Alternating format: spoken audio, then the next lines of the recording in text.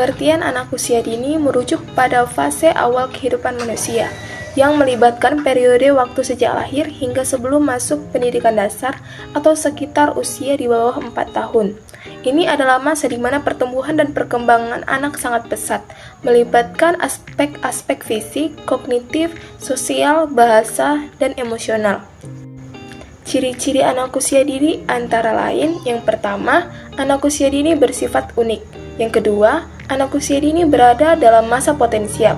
Yang ketiga, anak usia dini bersifat relatif spontan. Yang keempat, anak usia dini cenderung ceroboh dan kurang perhitungan. Yang terakhir atau yang kelima, anak usia dini bersifat aktif dan energik.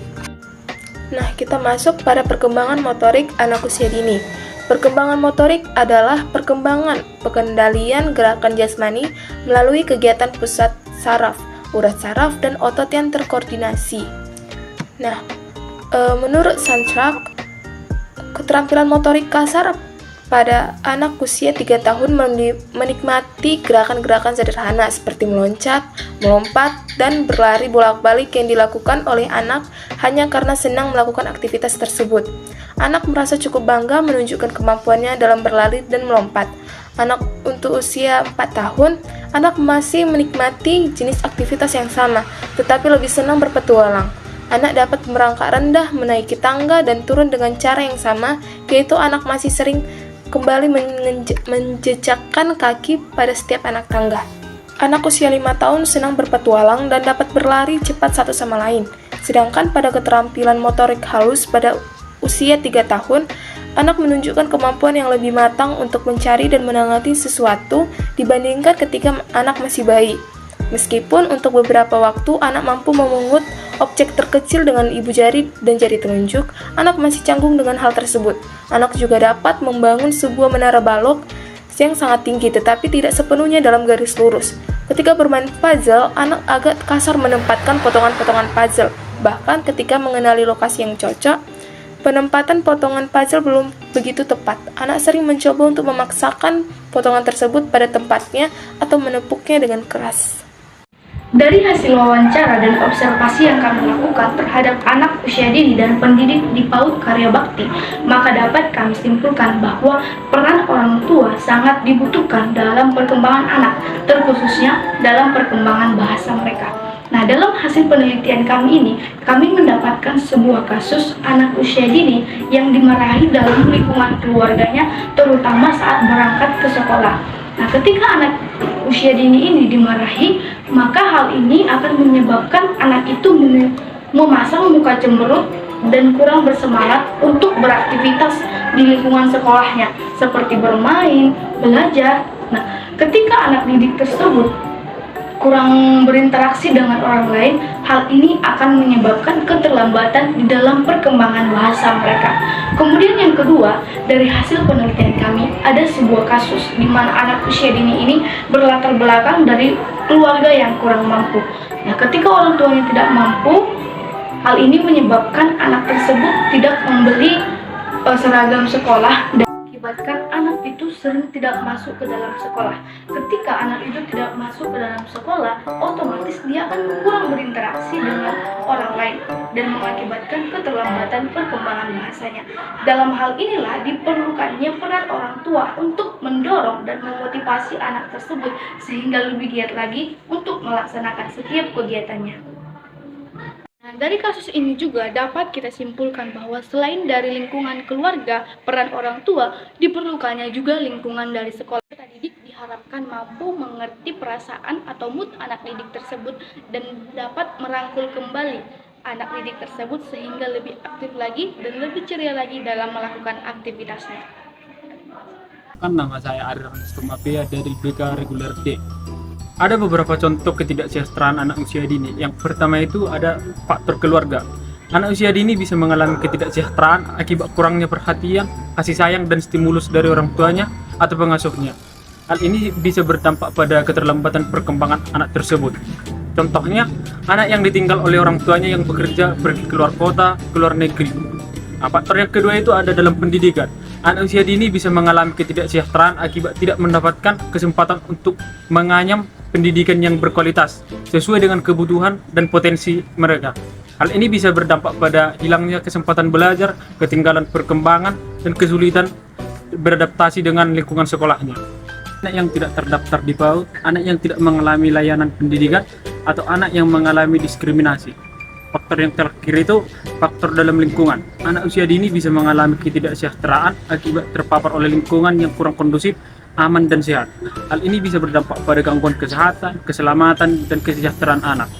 Contohnya anak yang tinggal di daerah bencana, konflik. Hal ini bisa terlibat dalam pekerjaan anak atau anak yang menjadi korban perdagangan atau penyalahgunaan narkoba. Sekian pemaparan materi saya. Terima kasih. Hai guys, perkenalkan saya Dava Salsabila dari kelompok 4 perkembangan peserta didik. Nah, di sini saya akan menjelaskan apa saja sih ciri-ciri anak yang memiliki kesejahteraan yang baik di dalam keluarga. Next videonya. Ciri-ciri anak yang mempunyai kesejahteraan yang baik di dalam keluarganya itu ada 1, tentang fisik. Fisik anak tersebut itu tumbuh dengan baik, berkembang dengan seimbang, tinggi, berat badan, serta pertumbuhan anggota-anggota badan yang lain itu bertumbuh, berkembang sesuai dengan usianya. Misalnya, berat badannya yang seimbang dengan usianya gitu. Tingginya tidak stunting begitu. Nah, yang kedua itu ada tentang psikis. Nah, pemikiran anak itu, respon dia terhadap lingkungan dan lawan bicara dia di kehidupan sehari-harinya, dia mempunyai komunikasi yang baik gitu. Terus dia itu cenderung ceria dan gembira terhadap teman-teman ataupun orang-orang di sekitarnya gitu. Terus dia memiliki rasa penasaran yang kuat. Nah, dari rasa penasaran dia yang besar itu terhadap lingkungan, nah masuk itu kesejahteraan sosial sang anak. Nah, kesejahteraan sosial sang anak ini meliputi bagaimana dia berkembang aktif di lingkungan, dia merespon orang yang baik, dia aktif, dia anak yang gesit dan memiliki rasa penasaran, rasa ingin tahu, lebih kepo gitu ya terhadap lingkungannya. Misalnya seperti dia lebih banyak bertanya kepada orang tuanya, seperti ibu itu apa? Ayah itu hewan apa ayah? Ayah aku mau ke sana, ayah aku ingin bermain ini. Nah, jadi dari situ perkembangan sosial anaknya berkembang. Nah, dari anak-anak yang pandai menyeimbangin perkembangannya sesuai umur, dari situlah kesejahteraan sang anak itu berkembang di dalam keluarga karena perhatian orang tuanya. Nah, dari hal-hal yang sudah disebutkan tadi bisa kita peroleh ataupun bisa bunda-bunda laksanakan dengan cara lebih memperhatikan anak dan meluangkan waktu bersama. Seperti mana para anak-anak di TK Karya Bakti tersebut mempunyai waktu yang kurang bersama orang tuanya. Orang tuanya itu lebih banyak bekerja, jadi anak-anaknya itu kurang perhatian dari orang tuanya. Mereka lebih banyak meluangkan waktu bersama baby sisternya. Ada salah satu murid di TK Karya Bakti tersebut mengalami seperti itu, bahkan di saat usianya masih 3 tahun.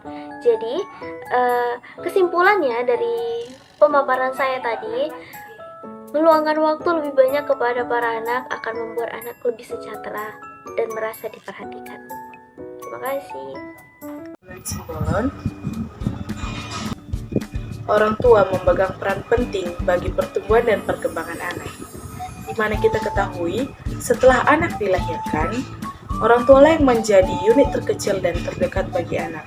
Oleh sebab itu, orang tua yang memegang kunci terbesar dan terpenting bagi pertumbuhan dan perkembangan anak.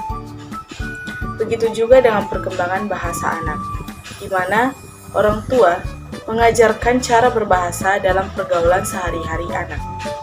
Selain itu, mood atau suasana hati anak juga perlu dijaga. Mengapa tidak?